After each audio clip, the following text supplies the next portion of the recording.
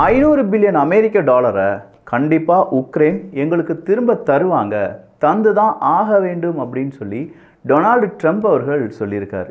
அப்போ 500 பில்லியனை வாங்காமல் Donald Trump அவர்கள் விட்டுட்டு போக மாட்டார். அவ்வளோ லேசாக அந்த பிரச்சனையை அவர் பிடிக்கலை. 500 பில்லியன் உண்மையிலே உக்ரைன் கொடுத்துருவாங்களா? உக்ரைனுடைய ஜெலன்ஸ்கி அவர்களுக்கு இன்றைக்கி மிகப்பெரிய ஒரு அக்னி பரீட்சை. இன்றைக்கி தான் ப்ரெஸ் மீட்டை கூட்ட போகிறார். அந்த ப்ரெஸ் மீட்டில் ஏகப்பட்ட கேள்விகள் வரலாம். ஒரு முக்கியமான ப்ரெஸ் மீட், 3வது வருஷம் ஆனிவர்சரி. அது மட்டும் இல்லாமல் இப்போ நடந்திருக்கக்கூடிய உலக அரசியல் இதெல்லாம் வச்சு உக்ரைனில் இந்த ப்ரெஸ் மீட் அப்படிங்கிறது ரொம்ப பெருசாக பேசப்பட போகிறது. அந்த ப்ரெஸ் மீட்டையும் நம்ம பார்க்க போகிறோம். அதுக்கு முன்னாடி இந்த 500 பில்லியன் பஞ்சாயத்து என்ன, எதுக்காக, ஜெலன்ஸ்கி அவர்கள் சொல்லக்கூடிய பதில் என்ன அப்படிங்கிற ஒரு அப்டேட்டையும் பார்க்க போகிறோம். எல்லாத்தையும் பார்த்துடலாமா?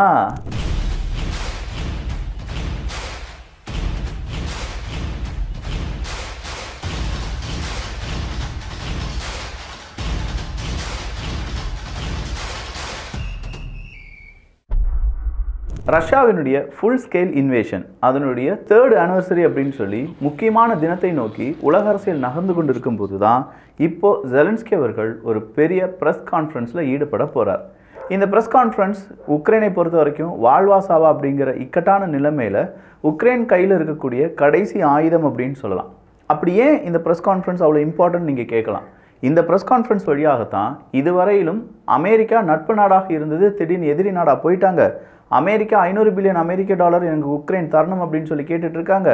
யூரோப் கண்டிப்பாக உக்ரைனுக்கு உதவுவாங்களா இல்லையா அப்படிங்கிற கேள்விக்கான பதில் நாட்டோக்குள்ளேயும் ஐரோப்பிய ஒன்றியத்துக்குள்ளேயும் இந்த 2 அமைப்புக்குள்ள உக்ரைனால் வரவே முடியாது அப்படிங்கிற கேள்வி இப்படின்னு சொல்லி ஏகப்பட்ட கனெக்டிங் த டாட்ஸ் அப்படிங்கிறது உள்ளே இருக்குது. ஃபஸ்ட்டாக நம்ம பார்க்க வேண்டியது அமெரிக்கா உக்ரைனுடைய நட்பு. இந்த அமெரிக்கா உக்ரைனுடைய நட்பு அப்படின்னு சொல்லும்போது 500 பில்லியன் ஒரு பெரிய பஞ்சாயத்தாக மாறி இருக்கு. டொனால்டு ட்ரம்ப் அவர்கள் ஒரு பிஸ்னஸ் மேன், எனக்கு 500 பில்லியனை உக்ரைன் தந்தே ஆக வேண்டும், நாங்கள் செலவு பண்ணியிருக்கோம் இப்படிங்கிறத சிம்பிளாக முடிச்சிட்டார். அந்த பக்கமாக இருக்கக்கூடிய ஜெலன்ஸ்கி சொல்கிறார், இல்லை நீங்கள் 500 பில்லியன் எங்களுக்கு தரல, 90 பில்லியன் அமெரிக்க டாலர் மட்டும்தான் எங்ககிட்ட இருக்குது, நான் வேணால் 90 பில்லியனை உங்களுக்கு தர்றதுக்கான அக்ரிமெண்ட்டை போடுறேன் அப்படிங்கிறார். அப்போ மீதம் இருக்கும் 410 பில்லியன் அமெரிக்க டாலருக்கு எங்கேயுமே எங்ககிட்ட கணக்கே கிடையாது, எங்களுக்கு வரவே இல்லை அப்படின்னு சொல்லி ஜெலன்ஸ்கி அவர்கள் சொல்கிறார். அப்போ இன்றைக்கான ப்ரெஸ் கான்ஃபரன்ஸில் கண்டிப்பாக இந்த 90 பில்லியன் அமெரிக்க டாலர் எப்படி கிடச்சிச்சு, மீதம் இருக்கும் 410 பில்லியன் அமெரிக்க டாலர் ஏன் கிடைக்காம போச்சு, அதை யாரெல்லாம் ஊழல் பண்ணியிருப்பாங்க, எவ்வளவு ஆயுதங்களை கள்ளச்சந்தையில் விற்றுருப்பாங்க அப்படிங்கிறது எல்லாத்தையுமே புட்டுன்னு வைக்க போகிறாரு ஜெலன்ஸ்கி அவர்கள். அப்படி வச்சா மட்டும்தான் இனி உக்ரைனால் கொஞ்சம் ஒரு நம்பிக்கை ஏற்படுத்த முடியும் உலக நாடுகளுக்கு இடையே. நாளைக்கு ஜெர்மனி நினைக்கிறாங்க, போலந்து நினைக்கிறாங்க, இவனுக்கு ஒரு 200 பில்லியன் உதவி செஞ்சாலும் இவன் நாளைக்கு 20 பில்லியன் தான் உதவி செஞ்சேன்னு சொல்லிடுவாங்க. அதனால் நம்ம செய்யக்கூடிய உதவிகள் எல்லாருக்கும் தெரியற மாதிரி இருக்கணும், இல்லாட்டி அந்த உதவிகளை செஞ்சு பிரயோஜனம் இல்லை அப்படிங்கிற மாதிரி ஒவ்வொரு நாடும் சிந்திக்க ஆரம்பித்து விட்டது என்றால் உக்ரைனுக்கான உதவிகள் பாதிக்கும் பாதியாக குறைந்துவிடும். ஸோ இந்த இடத்துல உக்ரைனுடைய நம்பிக்கை அப்படிங்கிறத உலக நாடுகளிடையே ஏற்படுத்துவதற்கு உக்ரைன் எல்லா டீட்டெயில்ஸும் வெளியில் சொன்னாதான் நடக்கும். அப்படி சொல்லுவாங்களா அப்படிங்கிறது ஒரு கேள்வி தான். சரி, அப்போ இந்த 500 பில்லியன் அப்படின்னு சொல்கிறது ட்ரம்ப் அவர்களுடைய கணக்கு மட்டும்தானான்னு பார்த்தா, ட்ரம்ப் அவர்கள் இந்த பணத்தை கொடுக்கும்போதோ இந்த பணத்தை செலவழிக்கும் போதோ கடந்த 2 வருடங்களில் ட்ரம்ப் அவர்கள் அரசபையிலேயே இல்லை, சொல்லப்போனால் அவர் அதிபராகவே இல்லை. அப்போ ட்ரம்ப் அவர்களுக்கு கிடைச்ச கணக்கு தான் 500 பில்லியன் அமெரிக்க டாலர். அப்போ நல்லா புரிஞ்சுக்கோங்க, இந்த ட்ரம்ப் அவர்களுக்கு கிடைச்ச கணக்கே 500 பில்லியன் அமெரிக்க டாலர்னால் கிடைக்காமல் போன கணக்கு எவ்வளவு இருக்கும்? அப்போது ஜோ பைடன் அவர்களுடைய அரசபையில் இவ்வளோ நாள் 500 பில்லியனுக்கான கணக்கு எழுதி வைக்கப்பட்டிருக்கிறது. ஒரே கல்லில் 2 மாங்காவை ட்ரம்ப் அவர்களால் அடிக்க முடியும்.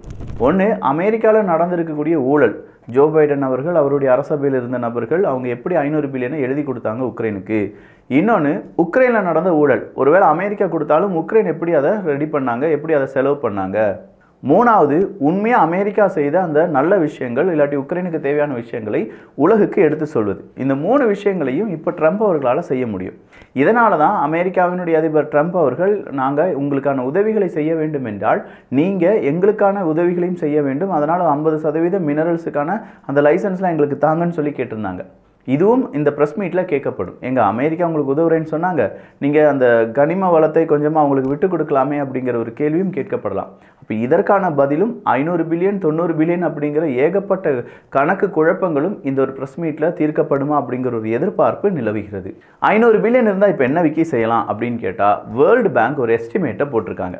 அந்த எஸ்டிமேட் என்ன சொல்லுது, மறுபடியும் உக்ரைனை பழைய நிலைமைக்கு கொண்டு வந்து எல்லாம் நல்லபடியாக நடக்க வைப்பதற்கு வேர்ல்டு பேங்குக்கு தேவை 486 பில்லியன் அமெரிக்க டாலர்.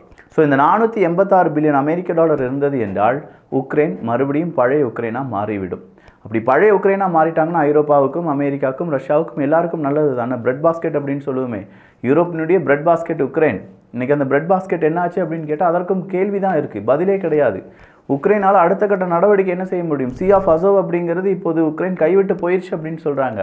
கிட்டத்தட்ட ஒரு 80-90% இனிமேல் அவங்களால ஆக்சஸே பண்ண முடியாது. எதை ஆக்சஸ் பண்ண முடியாது? இந்த மாதிரியான கடல் ஓரங்கள், துறைமுகங்கள் இதை ஆக்சஸ் பண்ணுறதுக்கான வழி இல்லைன்னு சொல்கிறாங்க. இந்த கர்ஸ்க் அப்படிங்கிற பகுதியில் உக்ரைனுடைய கை ஓங்கி இருந்தது அப்படிங்கிற செய்தியெல்லாம் இப்போ தலைக்கீழாக மாறி இன்றைக்கி 3 வில்லேஜை என்ன செஞ்சுருக்காங்க, ரிலீவ் பண்ணியிருக்காங்க. 3 வில்லேஜிலிருந்து நாங்கள் எங்களுடைய எதிரியை துரத்தி அடித்து விட்டோம் அப்படின்னு சொல்லி ரஷ்யாவினுடைய இராணுவ வீரர்கள் ஒஃபிஷியல் ஸ்டேட்மெண்ட் அவங்களுடைய டெலகிராம் பக்கத்தில் கொடுக்கப்பட்டிருக்கிறது. அப்போ இது எல்லாமே தொடர் வெற்றியாக பார்க்கப்படுகிறது ரஷ்யாவுக்கு. அப்போ இந்த தொடர் வெற்றி கூடவே நாங்கள் உக்ரைனுக்கும் இல்லாட்டி அங்கே இருக்கக்கூடிய அமெரிக்காவுக்கும் என்ன செய்ய போகிறோம், எங்களுக்கு தேவையான விஷயங்களை சொல்ல போகிறோம், கணக்குகளை காண்பிக்க போகிறோம் அப்படின்னு சொல்லி ரஷ்யா என்ன செய்கிறாங்க, அவங்களுடைய கணக்கை காண்பிக்க ஆரம்பிக்கிறார்கள். ரஷ்யாவினுடைய கணக்கின் அடிப்படையில் அவங்களுடைய அசட்ஸ், ஃபாரின் அசட்ஸ் எவ்வளவு இருக்குது வெஸ்டர்ன் மீடியாஸில், வெஸ்டர்ன் வேர்ல்டில், அதை வெஸ்டர்ன் வேர்ல்ட்ஸ் எப்படி பயன்படுத்துகிறாங்க அப்படிங்கிறதும் இவங்க கிட்ட, யார்கிட்ட, ரஷ்யா கிட்ட இப்போ உக்ரைனுடைய சில பகுதிகள் இருக்குது அப்படின்னு அவங்ககிட்டையும் உக்ரைனுடைய அந்த அசட்ஸ் இருக்குது. அதை வச்சு நாங்கள் என்ன செய்வோம் அப்படிங்கிற அடுத்த பதிலும் இருக்கிறது. அப்போ ரஷ்யாவும் எல்லாத்துக்கும் தயாராக தான் இருக்காங்க. உக்ரைனை பொறுத்த வரைக்கும் இல்லைப்பா இதெல்லாம் சாத்தியப்படுமா, இந்த ப்ரெஸ் கான்ஃபரன்ஸ்லாம் வெற்றி அடையுமா அப்படிங்கிற கேள்வி இப்போதும் பலரிடமும் இருந்து வருகிறது. தேவையில்லாமல் இந்த ஜெலன்ஸ்கி அவர்கள் மறுபடியும் வாய்விட்டு மாட்ட போகிறாரு, அதன் பிறகு ரஷ்யாவினுடைய ஆட்டம் வேறு மாதிரி இருக்க போகுது இப்படின்னு சொல்கிற கருத்துக்களையும் நம்மளால் பார்க்க முடியும். ஸோ வேர்ல்டு பேங்க் கேட்டிருக்க மாதிரி 486 பில்லியனை கொடுத்து ஏதாவது நாடு உக்ரைனை சரி செய்ய போகிறாங்களா, இல்லை நடப்பதெல்லாம் நடக்கட்டும் அப்படின்னு சொல்லி விட்டுவிட போகிறாங்களா அப்படிங்கிறது ஒரு கேள்வி. அடுத்ததாக ஜப்பான் தான். ஜப்பானை பொறுத்த வரைக்கும் காயமடைந்த இல்லாட்டி உடல் உறுப்புகளை இழந்த உக்ரைன் இராணுவ வீரர்களுக்கு உதவி செய்வோம் அப்படின்னு சொல்கிற ஒரு பெரும் முயற்சியில் ஜப்பான் அரசாங்கம் ஈடுபட்டிருந்தாங்க. அந்த முயற்சி இப்போதும் கண்டினியூ ஆகிட்டு தான் இருக்குது. அதை நாங்கள் எக்ஸ்டெண்ட் பண்ண போகிறோம் அப்படின்னு சொல்லியிருக்காங்க. ஜப்பானில் அவங்க ட்ரீட்மெண்ட் எடுக்கிறதுக்கு ஜப்பான் அரசாங்கமும் உதவி செய்கிறார்கள் என்பது குறிப்பிடத்தக்கது. செலன்ஸ்கி அவர்கள் தூக்கி எறியப்படக்கூடிய நபர் தான். அவர் தூக்கி எறியப்பட வேண்டும். ஏன்னா அவர் சட்டத்தை மதிக்கவில்லை, மக்களுடைய அந்த மனசை அவர் மதிக்க மறுத்து விட்டார் என்கிற தகவலை எலன் மஸ்க் அவர்கள் கொடுத்திருக்கிறார்கள். ஸோ எலன் மஸ்க் அவர்களுடைய ஆசையும் ஜெலன்ஸ்கி அவர்கள் அவருடைய பதவியை விட்டு ராஜினாமா செய்கிறது அப்படிங்கிறது தான். அடுத்ததாக போலந்து. எங்க ரஷ்யாவில் இல்லாட்டி அந்த பக்கம் அமெரிக்கா, உக்ரைன் இவங்கக்கிட்ட மட்டும்தான் ஊழல் இருக்குமான்னு கேட்டால் இல்லைங்க. போலந்தில் பெரிய அளவு ஊழல் இருந்திருக்கு. போலந்து உக்ரைனுக்கு கிட்ட இருக்கக்கூடிய நாடு, உக்ரைனுக்கு தேவையான பல உதவிகளை செய்த நாடு போலந்து தான். இதே போலந்து உக்ரைனுக்கு தேவையான எலக்ட்ரிசிட்டி எல்லாமே என்ன செஞ்சுட்டு இருந்தாங்க, எக்ஸ்போர்ட் பண்ணிட்டு இருந்தாங்க. ஆனால் இன்றைக்கி என்ன நினைக்கிறாங்க, இன்றைக்கி ஒரு தகவலை வெளியில் விட்டுருக்காங்க போலந்து அரசாங்கம்.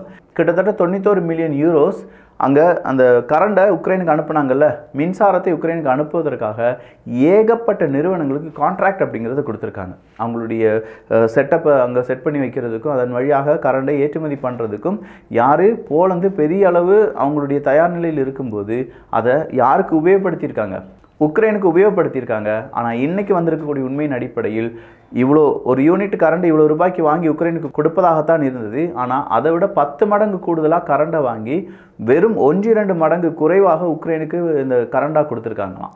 இந்த கரண்ட் கொடுத்ததுலேயும் ஊழல்கள் இருக்குது. டிரான்ஸ்ஃபார்மர் வாங்கினதில் ஊழல் இருக்குது, கரண்ட் கொள்முதல் வாங்கினதில் ஊழல் இருக்குது, இல்லை நேச்சுரல் ரிசோர்ஸஸை வச்சுட்டு போலந்தினுடைய அந்த கரண்ட் தயாரிப்பு அப்படிங்கிறதுலையும் பல சிக்கல்கள் இருப்பதாகவும் சொல்லப்படுகிறது.